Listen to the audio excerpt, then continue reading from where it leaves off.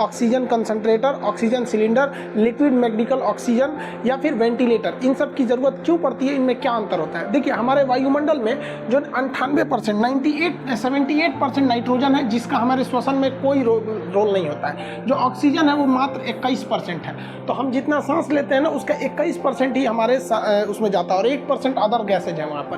तो इस 21% में से फेफड़े को नाइट्रोजन अलग करना पड़ता है, बाकी सारी गैसों को अलग करना पड़ता है। लेकिन जब हमारा फेफड़ा डैमेज हो जाता है बीमारियों की वजह से तो वो ये सारी क्रिया को नहीं कर सकता है। इसलिए हमें क्या चाहिए कि उसको टोटल का टोटल प्योर ऑक्सीजन दे और उस ऑक्सीजन को उसे छांटना ना पड़े। हालांकि फेफड़े टोटल दिए गए ऑक्सीजन का केवल 4% ही लेते हैं। 21% ऑक्सीजन जो लिया जाता है उसका 4% ही यूज हो पाता है। लेकिन यहाँ पर फेफड़ों को ज़्यादा वर्क करना पड़ता है। सबसे पहले नाइट्रोजन और अलग की गैसों करो, फिर उसमें से 4% निकालो। इसलिए मरीज को डायरेक्ट दिया जाता है 99% शुद्ध ऑक्सीजन, जिसमें से वो उसका शरीर उस 4% के आसपास ऑक्सीजन को एब्जॉर्ब कर लेता है। देखिए नेबुलाइजर एक ऐसी मशीन होती है, वो जो छोटी सी मशीन है, ये हवा से ऑक्सीजन को सक करती है और इस सक किए हुए ऑक्सीजन को भेज देती है फेफड़े में। ये 80 से 85 से 95% शुद्ध ऑक्सीजन को ये खींच लेती है। ये छोटी सी मशीन होता है, वो काम करता है PSA टेक्नोलॉजी पर। PSA का मतलब प्रेशर स्विम एब्जॉर्प्शन टेक्नोलॉजी होता है। इसके तहत ऑक्सीजन हवा से गैसों को लिया जाता है, सक किया जाता है और उसमें नाइट्रोजन और बाकी गैसों को छोड़कर और ऑक्सीजन को कंसंट्रेट कर लिया जाता है। इसीलिए इसे ऑक्सीजन कंसंट्रेटर कहते हैं। ये छोटे मात्रा में होता है, इसको बड़े प्लांट में लगा दिया जाता है। जब इसी कंसंट्रेटर का बहुत बड़ा प्लांट लगा देते हैं तो उसी को हम लोग कहते हैं PSA प्लांट। इसी प्लांट को बहुत से बाहरी हॉस्पिटल वगैरह के बाहर लगाए गए हैं। इवन मोदी जी ने भी जो घोषणा किया है इसी प्लांट के बारे में, उन्होंने कहा है कि जो PM केयर फंड में पहले 162 और अभी 551 के आसपास, मतलब 550 के आसपास वो जो ऑक्सीजन कंसंट्रेटर का जो बड़ा रूप है जिसे हम लोग PSA कहते हैं, ये टेक्नोलॉजी लगाने की बात की गई है हर एक हॉस्पिटल के बाहर। देखिए देश में अभी भी ऑक्सीजन का टाइम पर नहीं पहुंच पा रहा है। कुछ किल्लतें दूर हुई हैं लेकिन अभी भी उतना दूर नहीं हुआ है।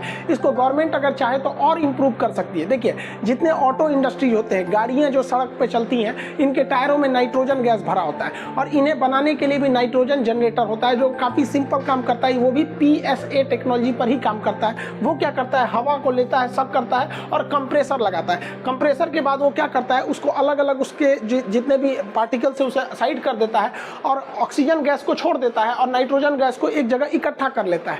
तो और उसी नाइट्रोजन गैस को गाड़ियों के टायर वगैरह में भर दिया जाता है। इसमें एक सिंपल टी टेक्नोलॉजी होती है, एक फिल्टर लगा होता है। उस फिल्टर से जब हम ऑक्सीजन और नाइट्रोजन को गुजारते हैं तो वो ऑक्सीजन को क्या करता है, हवा में रिलीज कर देता है और नाइट्रोजन को पकड़ लेता है, जिससे कि नाइट्रोजन गैस उस जनरेटर के पास इकट्ठा हो जाती है और एक बड़े से टैंक में उस नाइट्रोजन गैस को रख लिया जाता है। और जब आप गाड़ियां भरवाने जाते हैं, जब गाड़ी मोटरसाइकिल या 4 व्हीलर में, तो आपको इस तरह की मशीन देखने को मिलती होगी। ये आपके टायर में नाइट्रोजन भर देती है। जहां इस नाइट्रोजन की बहुत ज़्यादा ज़रूरत होती है वहां इस तरह का चीज़ प्रयोग करते हैं। चिप्स के पैकेट, नमकीन के पैकेट या जो भी पैकेटिंग सामान पैक होता है उसके अंदर हवा भरा होता है, वो नाइट्रोजन ही गैस होती है। तो ये नाइट्रोजन गैस काफ़ी सिंपल तरीके से बनाया जा सकता है। लेके पाइप से यहाँ के ऑक्सीजन मुंह के पास निकल जाता था, इंसान अपने से सांस ले लेता था। लेकिन जब फेफड़े डैमेज हो जाते हैं तब उस कंडीशन में काम आता है हम लोग का वेंटिलेटर।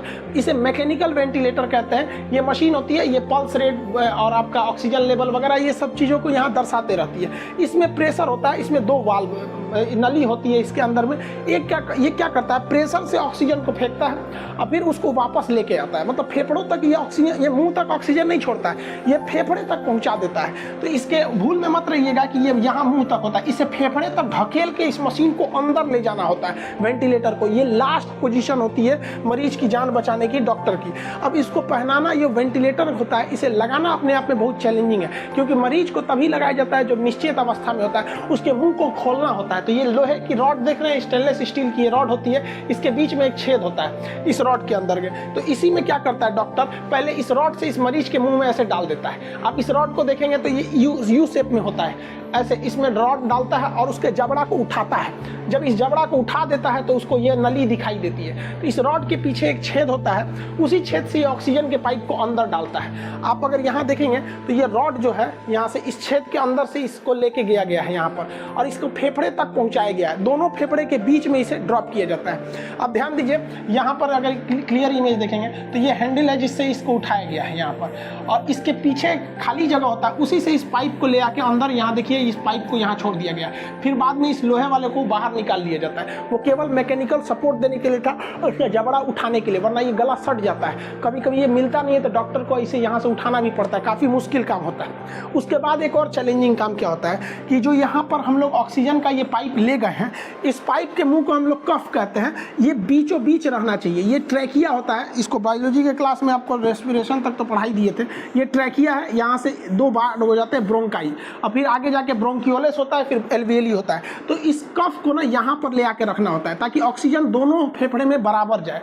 और अगर ज़्यादा नीचे ला देंगे, जैसे यहाँ देखिए ये कफ को यहीं पर रखा हुआ है यहाँ पर, और यहीं से ऑक्सीजन को छोड़ देना है ताकि दोनों फेफड़े में ऑक्सीजन बराबर जाए। और अगर एक साइड में हो जाएगा तो एक ही फेफड़े में ऑक्सीजन जाएगा। और इतना लगाने जब ये लगा दिया जाता है तब उसके बाद से इस मशीन से प्रेशर दिया जाता है फेफड़े में, और वो मशीन जब फेफड़े में प्रेशर देती है तो हवा अंदर जाता है लंग्स में, फिर यही मशीन उसको निगेटिव प्रेशर करके वापस खींचती है, एक बार ढकेलती है एक बार खींचती है। ये लास्ट होप होता है मरीज को बचाने के लिए।